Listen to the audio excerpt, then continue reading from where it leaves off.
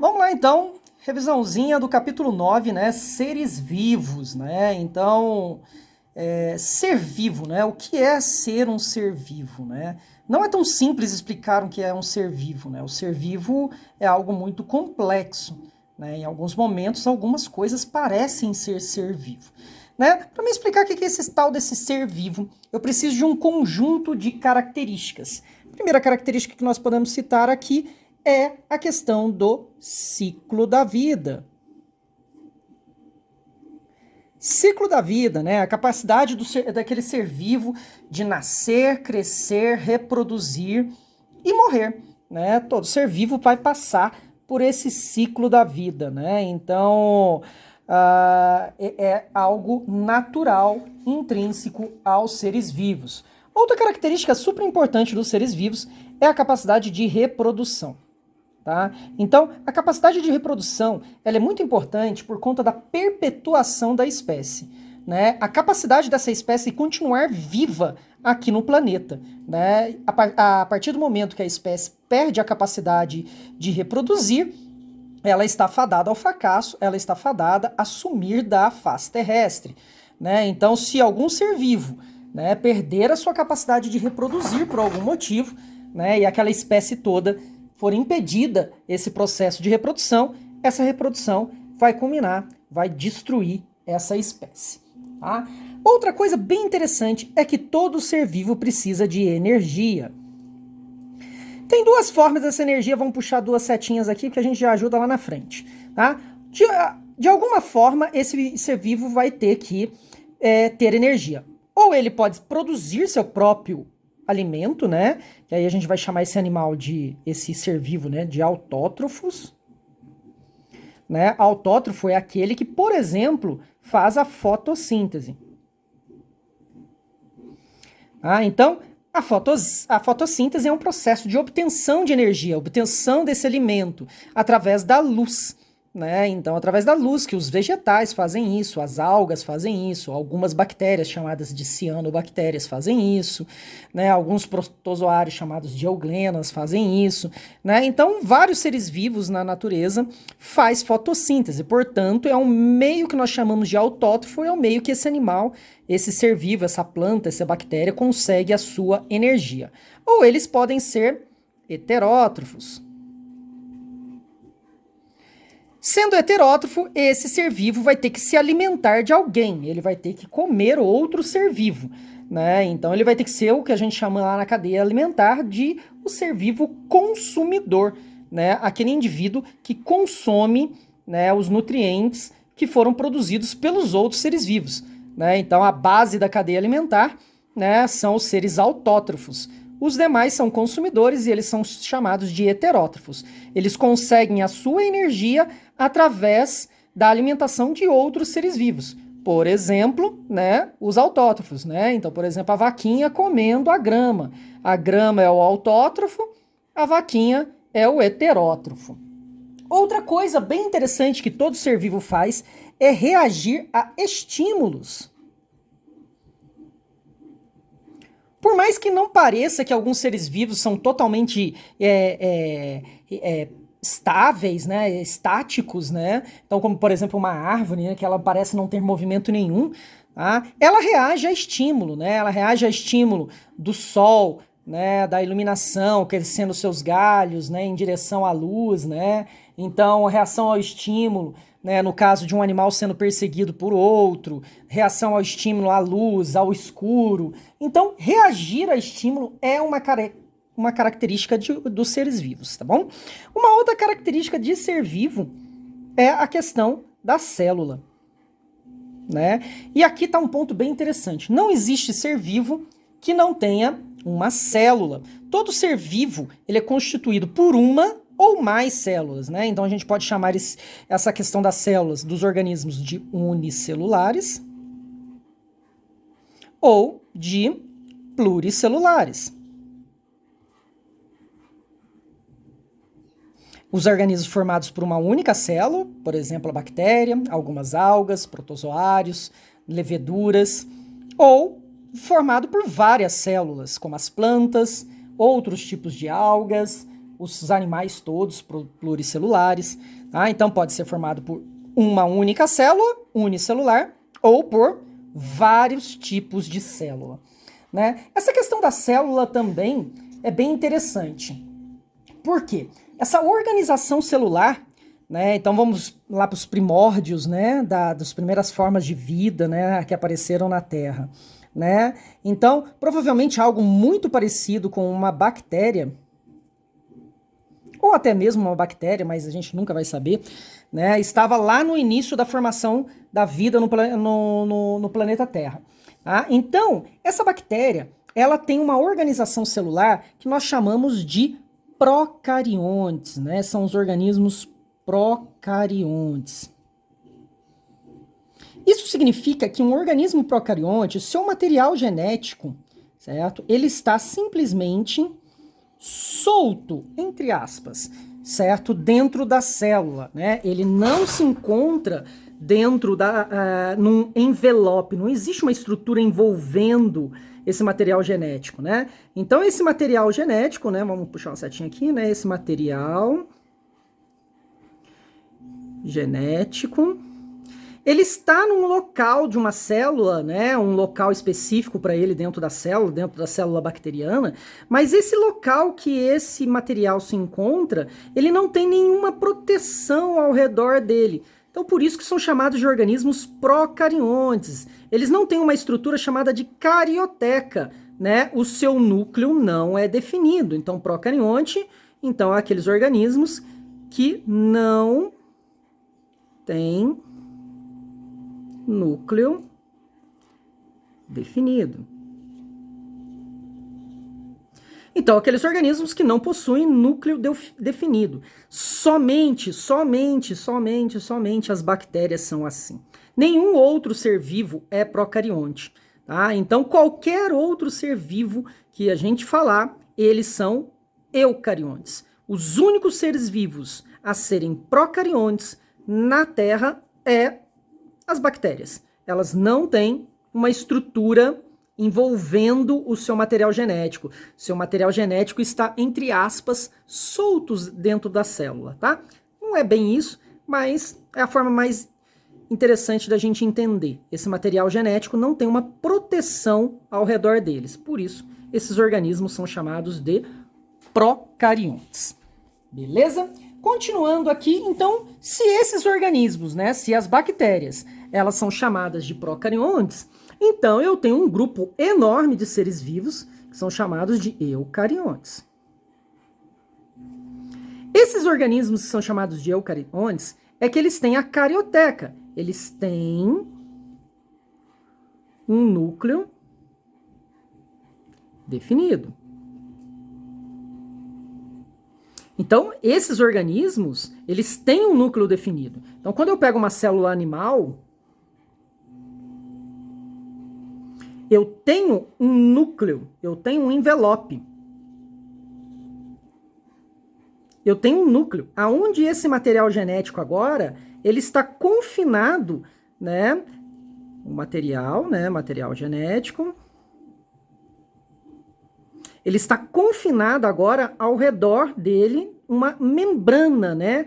Eu tenho um envelope membranoso, eu tenho o que eu chamo de carioteca, né? Então eu tenho esse envelope membranoso ao redor do núcleo, né? Por esse motivo, esses organismos são conhecidos como eucariontes, né? Então eles têm núcleo definido, né? São eucariontes. São a célula animal e também, né? Vamos desenhar outra aqui, né? Geralmente a gente desenha a célula vegetal mais quadradinha. E também essa célula vegetal,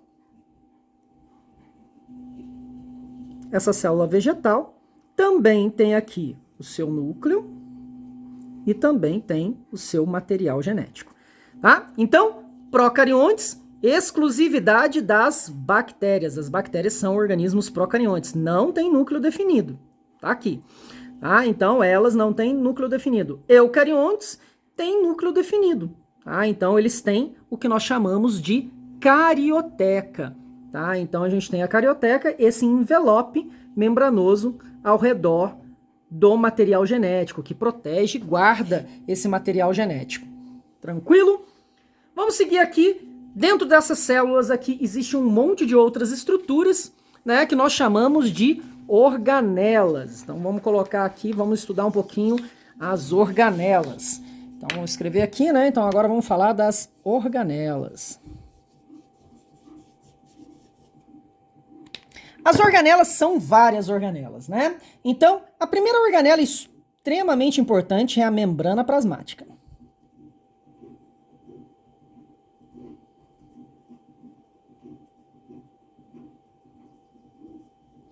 A membrana plasmática é como se fosse um guarda, né? Ela é como se fosse um porteiro, né? O porteiro do prédio. Tá? É a membrana plasmática que define quem entra e quem sai, quem está autorizado a entrar, quem não está autorizado a entrar, ou quem deve precisar de uma autorização para entrar. Né? Algumas substâncias passam pela membrana plasmática sem problema, por exemplo, como a água. A água entra e sai por ela sem nenhum problema, como se fosse um morador, né, que passando pela portaria do seu prédio. Algumas outras substâncias vão precisar de autorizações para entrar. Né, o açúcar precisando da insulina para entrar dentro da célula, né, e outras substâncias são proibidas de entrar dentro da célula. Nenhuma célula ela quer um vírus dentro dela, uma bactéria dentro dela. Tá? Então, essa membrana plasmática ela tem a função de selecionar o que entra e o que sai. Tá? Dentro da membrana plasmática, então, tanto a célula vegetal quanto a célula animal tem ela, né? Então, aqui está a membrana plasmática, né? A membrana plasmática da célula vegetal. E aqui está a membrana plasmática da célula animal, tá? Então, ela é um envoltório, né? Ela define a célula. Bom, para a gente já morrer a história aqui, a célula vegetal também tem uma outra membrana, a membrana esquelética, tá? Isso é exclusividade da célula vegetal, né? Então vamos colocar aqui, né? A membrana esquelética, ou também chamada de parede celular. Vamos lembrar, vamos colocar o pontinho vermelho aqui para esse aqui. Isso daqui é exclusividade da célula vegetal. Somente célula vegetal tem isso, célula animal não tem. Tá? Então, como eu desenhei aqui, né, uma outra estrutura aqui, né? É essa outra estrutura que envolve a célula vegetal que, por exemplo, mantém os vegetais em pé, né? É essa membrana esquelética que vai constituir a madeira, ou até mesmo esse papel aqui, né? O papel que eu estou usando aqui para escrever, ele nada mais é do que membrana esquelética de árvore, cozido, preparado depois de um tempão, né? E passando por uma série de reações, tá? Então, as duas membranas que nós temos, tá? Então, a membrana plasmática, membrana esquelética, tá? Depois nós vamos aqui para algo comum, né? As duas células, que é o citoplasma. Citoplasma que recebe outros nomes como citossol e aloplasma, né? Então, tem 3 nominhos para essa mesma estrutura, né? Citoplasma, hialoplasma, citossol. Tá? Então, essa estrutura chamada de citoplasma é um material gelatinoso que está dentro da célula, né? Então, esse citoplasma envolve toda essa parte aqui de dentro da célula aqui, aonde as organelas meio que ficam nadando, né? Dentro dessa substância gelatinosa. Tem muita água, muita proteína, muitos sais, vitaminas, gorduras, açúcares, tudo é encontrado no citoplasma. Tá? Seguindo aqui, nós vamos para a nossa fábrica de energia, né? A mitocôndria.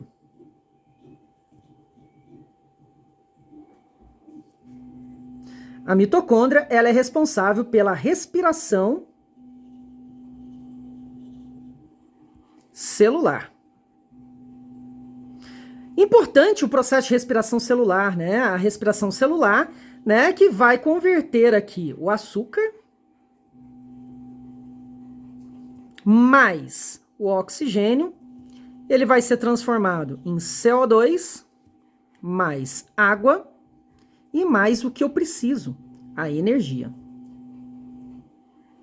Isso aqui que é o mais importante da mitocôndria? A produção da energia a partir de um processo chamado de respiração celular, que usa açúcar e oxigênio. E aqui vem, né, daqui que surge, né, o gás carbônico que sai pelos nossos narizes e sobra uma moléculazinha de água ali, né? Mas o mais importante está aqui, a energia para a célula funcionar. Ela é o gerador, né? A mitocôndria é o gerador da célula, né? Ela é o responsável por produzir toda a energia que existe, né, que vai ser utilizada dentro da célula, tudo bem? Bom, e agora a gente precisa de alguém para trabalhar dentro dessa célula, né? O trabalhador da célula chama-se ribossomo. O trabalhador da célula é o ribossomo. O ribossomo, a função dele é trabalhar, né, na produção das proteínas, né? Então, tudo que é produzido, né? Então, ele produz as proteínas, né?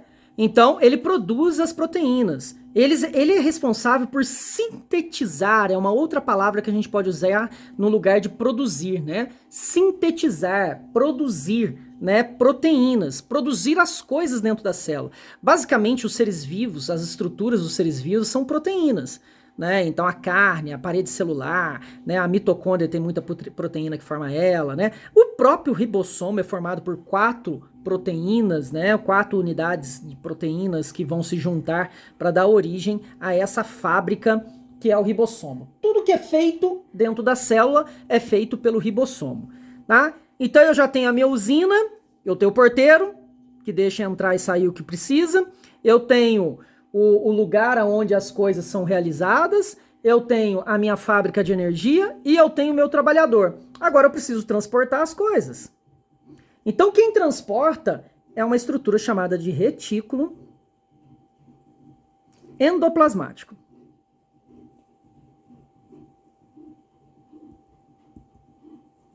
O retículo endoplasmático ele tem a função de transportar substância. Então ele transporta substâncias. Então, ele tem a função de transportar substâncias. Tudo que precisa ser transportado dentro da célula é transportado através do retículo endoplasmático. Tá? O complexo golgiense,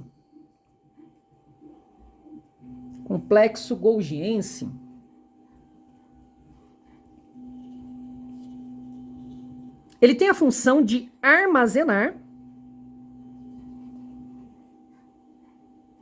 e dar acabamento.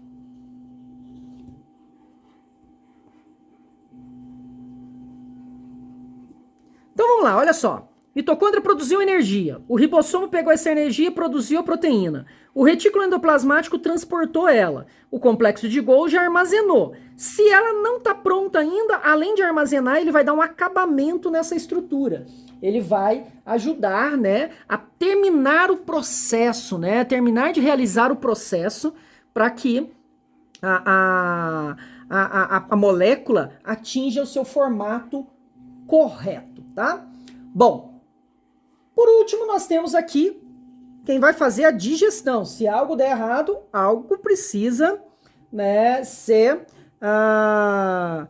destruído, né, para ser refeito. Então, nós temos os lisossomos, que têm a função de digestão celular.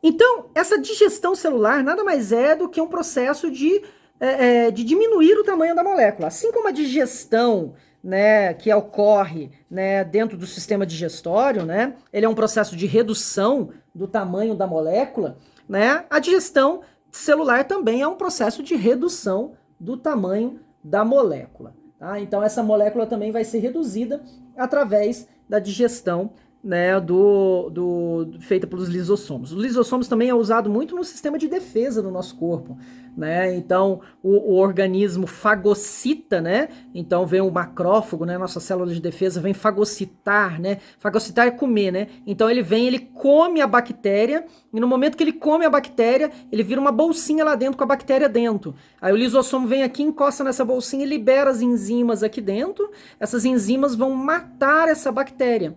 tá? Ela vai matar e aí vai proteger o nosso corpo contra a invasão dos micro-organismos, tá? Uma outra estrutura aqui que é exclusiva dos vegetais, o cloroplasto.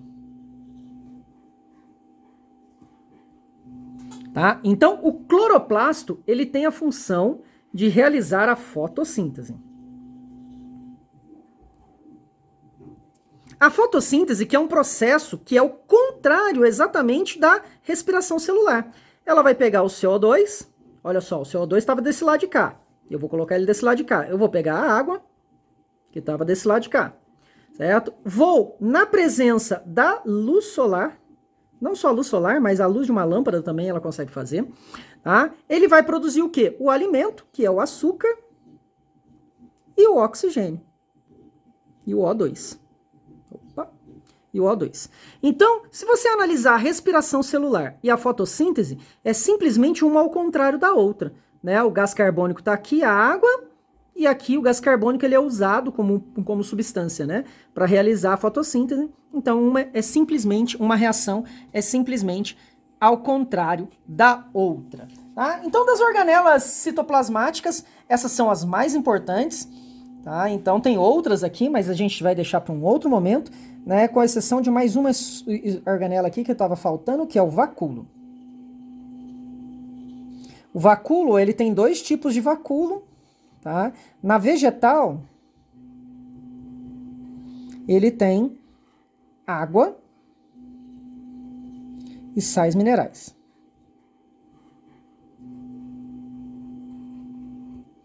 E na animal, ele contém alimento. Tudo bem? Então, esses vacúolos têm função diferente tanto no vegetal quanto no animal. Né? Numa contém água e sais minerais e no outro contém alimento. Tá? Então, essa é a parte da célula, né? Das estruturas celulares. Ah, não vamos esquecer que aqui nós temos uma outra característica que é exclusiva de célula vegetal e essa diferencinha aqui da célula vegetal, né? Então, as três diferenças da célula vegetal, né? A membrana esquelética ou parede celular, que só aparece na célula vegetal, o cloroplasto, que só aparece na célula vegetal, e a função do vacúolo na célula vegetal, que é somente o armazenamento de água e sais minerais. Tudo bem? Então ficamos por aqui, né? Então, tecidos, a próxima videoaula.